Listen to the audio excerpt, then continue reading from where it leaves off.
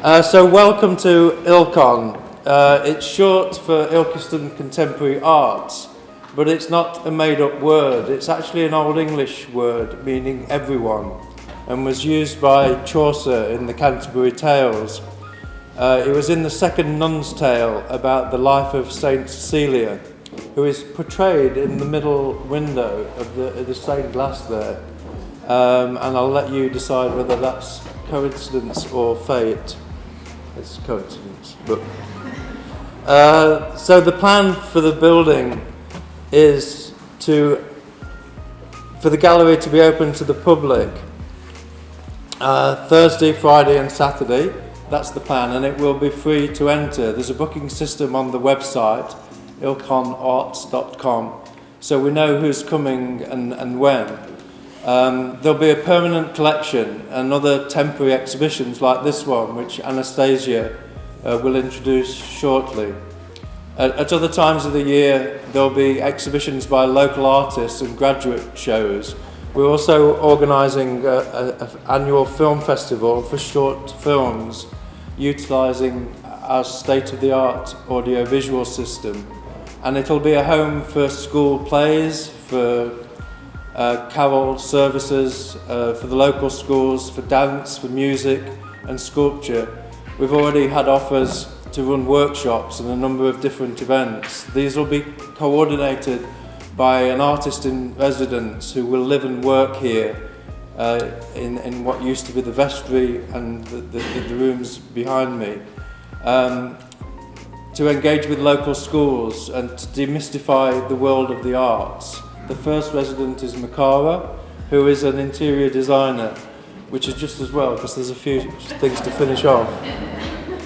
So friends have asked why you're doing this. You could sponsor a sports centre or a youth club, especially in the current economic climate. Obviously, these things are important, as are maths and science. We all have different passions. I know, for example, the Mayor is a great supporter of at least one youth club, and this beautiful building would be adaptable to a number of community uses. But I hope that as an arts centre, it will help entertain and enthuse a wide audience. The arts are important to keep our minds active and healthy, and to constantly make different connections. I've had lots of encouragement. Erewash have been very helpful and friendly, and thank you for the Mayor to coming here tonight and agreeing to say a few words.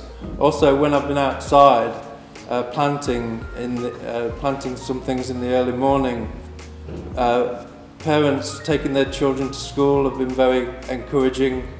I've also been introduced to the Ilkeston sense of humour. One boy asked, "Mister, why are you planting dead flowers?" And I explained that they might look dead now, but in the spring they will hopefully come to life. And I hope that's a metaphor for the building. He said, "We learnt about metaphors last week. I'm not sure that's a particularly good example." And as I watched him skip away, I thought, that was me. 55 years ago, that was me. And he's going to love coming here, and it'll all be worth it. So I had the most fantastic free education at Ilkeston Grammar School. And like many grammar school kids, some of which are here tonight, I'm still incredibly grateful and still slightly guilty. There was one teacher in particular at Ilkeston Grammar, Dr. Richard Benning, who inspired and encouraged me, and he's been the catalyst for this venture. I'd like to thank everyone who worked on the project, to George and his team at Skyline Builders, to Richard and his team at Henshaw Electrics. And I'll give you just two examples. They've been great to work with. I told them I wanted to remove the floors in the bell tower and hang a giant mirror ball with green lights at the top, 10 metres up in the air. They said, yeah, we can do that. And they have done, and it looks brilliant. And Tom Keating, who came out of retirement to do the structural engineering because his colleague had double booked and he didn't want to let me down.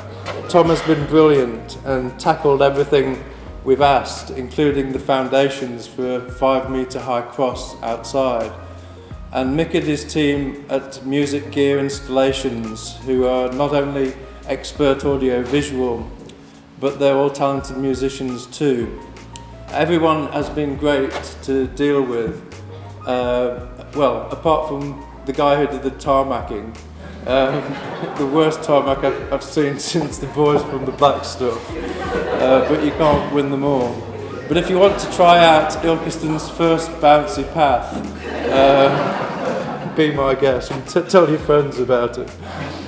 And lastly, thanks to John Higginbottom, the architect of this original building. He was 36 when he designed this and died aged 70, always a bit overshadowed by his more illustrious architect father, William Herbert Higginbottom, who did several churches and was a local councillor.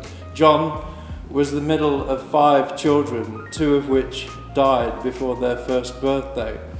And I think it's important to remember these things. If there's an overriding theme of ILKON, it's about people and our relationship with religion, with celebrity and with each other. Architecture is fantastic and exciting and has given me a wonderful career which has never felt like a job. But it is most of all a backdrop for people to live out their lives.